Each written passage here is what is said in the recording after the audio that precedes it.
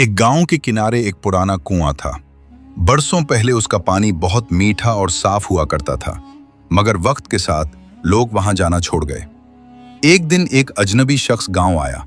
उसने कुएं के पास एक छोटा सा खेमा लगाया और ऐलान किया, ये कुआं अब भी खजाना है। जो इसका पानी पिएगा वो पहले से ज्यादा ताकतवर और खुशहाल हो जाएगा। लोग हैरान हुए।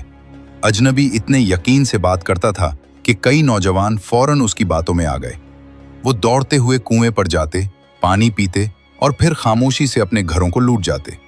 मगर अजीब बात यह थी कि चंद दिन बाद उनमें से कोई भी पहले जैसा खुश या मुतमईन नजर न आता।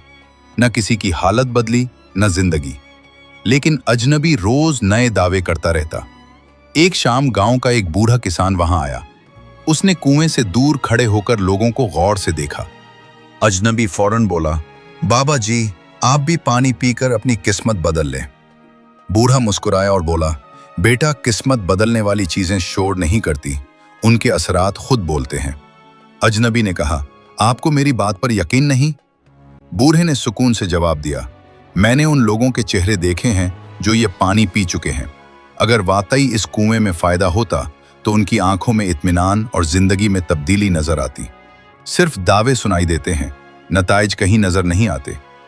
ये सुनकर आसपास खड़े लोग खामोश हो गए। पहली बार उन्होंने बातों के बजाय हकीकत को देखना शुरू किया। ये कहानी हमें सिखाती है, हर वो चीज जो फौरी फायदे का वादा करे जरूरी नहीं कि वाकई फायदा दे। समझदार इंसान अल्फाज से ज्यादा लोगों की हालत, नताइज और अंजाम को देखता है। जहां दावे बड़े हों लेकिन हकीकत खामोश हो, वहां रुक कर सोचना जरूरी है।